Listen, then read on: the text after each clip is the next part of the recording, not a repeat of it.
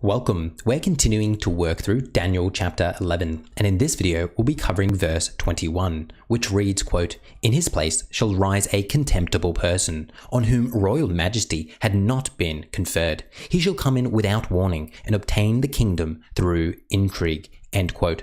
This verse is describing the most important figure of the entire chapter, King Antiochus IV of the Seleucid Empire. This figure is so important that the rest of chapter 11 will be focused on him. You can immediately see that Antiochus IV is the villain of our story, as according to the text, he is a contemptible person. And what I really want to draw your attention to is that he is someone on whom royal majesty had not been conferred. This means that Antiochus was not in the royal succession, and therefore was never expected to become king. And this makes sense when we remember that Antiochus III had two sons. Seleucus IV was the eldest, and Antiochus IV the youngest. Being the eldest, Seleucus IV succeeds his father. Then Seleucus IV has children of his own, to whom the crown should have gone to. There is absolutely no reason why we should have expected Antiochus IV to become king. Nevertheless, the verse reads, "He will come in without warning and obtain the kingdom through intrigue." And when we analyze the historical record, this is precisely what happens. Only through intrigue is Antiochus able to take the throne. Newsom writes in her commentary, quote, "These verses serve to introduce and characterize Antiochus IV as lacking honor and legitimacy. The reference to his not being given the majesty of kingship alludes to the fact that he was not the heir to the throne, since he was the younger brother of Seleucus IV. Thus, only by stealth and intrigue did Antiochus IV become king." End quote. Having now set the scene, let's discuss the details around the rise of Antiochus IV. The first source we'll be referring to is Appian's Syrian War. As discussed in previous videos, Antiochus III is defeated in battle by Rome, which results in the Treaty of Apamea in 188 BC. This treaty enforced the following conditions upon the Seleucid Empire. They must downscale their army, abandon their territory in Asia Minor, pay tribute to Rome, and most importantly to us, provide Rome 20 hostages. Describing this event, Appian writes, quote, "All the terms offered by Scipio were accepted by the ambassadors. That part of the money which was to be paid down and the 20 hostages were furnished. Among the latter was Antiochus IV Epiphanes, the younger son of Antiochus." End quote.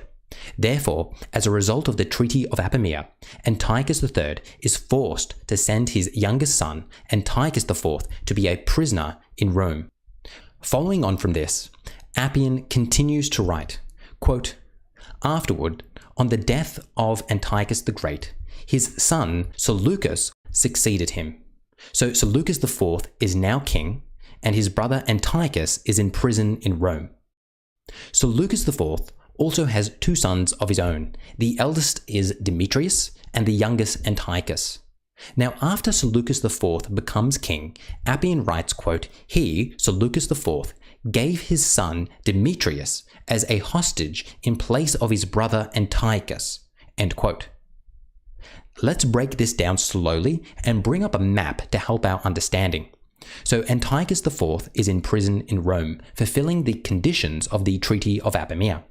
When Seleucus IV becomes king, he decides he wants to free his brother from prison. So he sends his eldest son Demetrius to Rome, and Demetrius swaps position with Antiochus IV.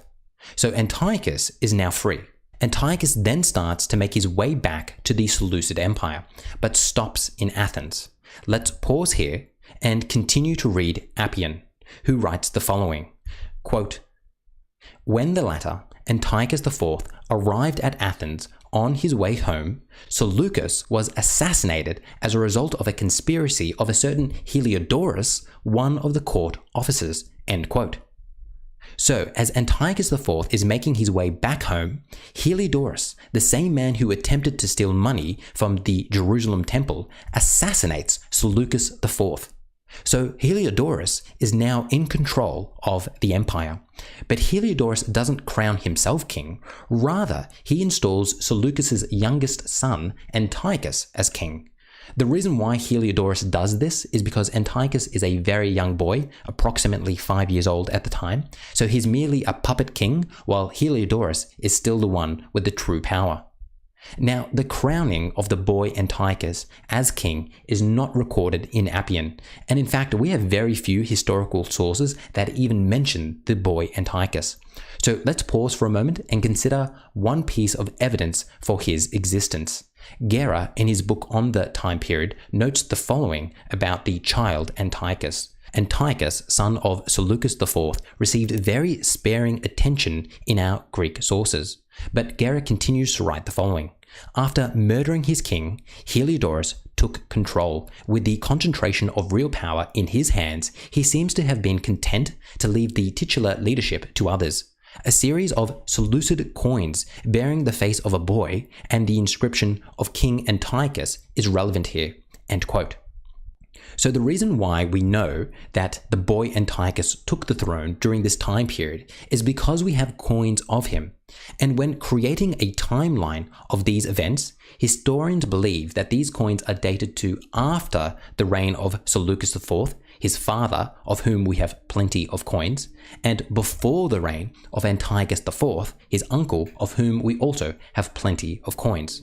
Guerra continues writing the following, quote, "It is clear then that in the interval between the murder of Seleucus IV and the time that his brother Antiochus IV took the throne, the Seleucid kingdom was ruled, at least officially, by a child king.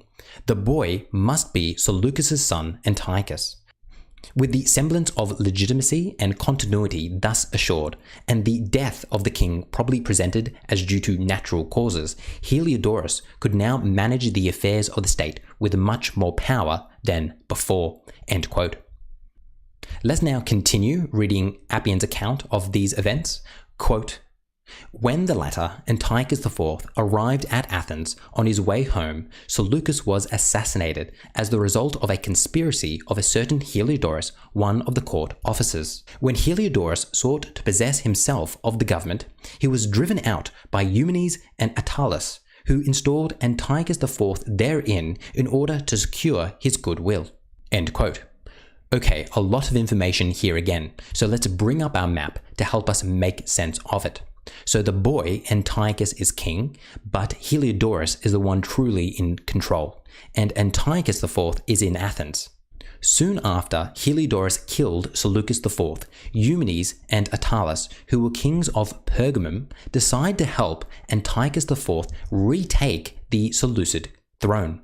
They drive Heliodorus out and install Antiochus IV as king.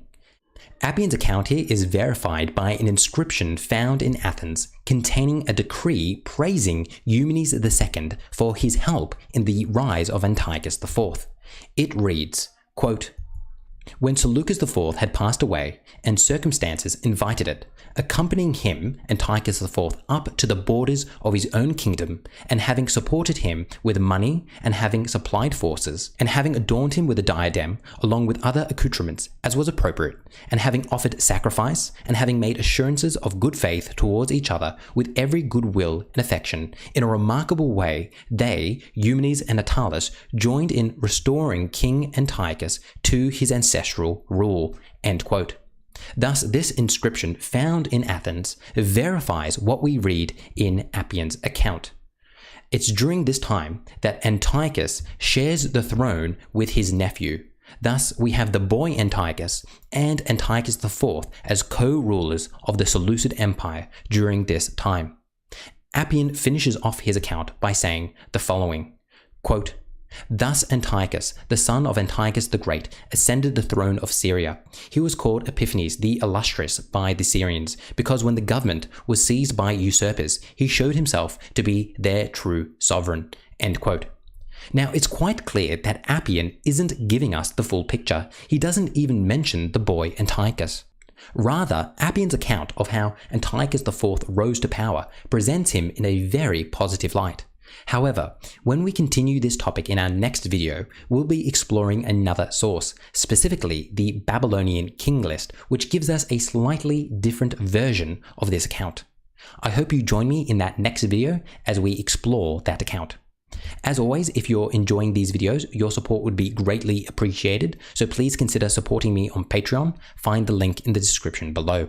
If donating isn't something you're able to do, it's still tremendously helpful if you hit that like button and leave a comment. And finally, make sure you're subscribed to get my next video.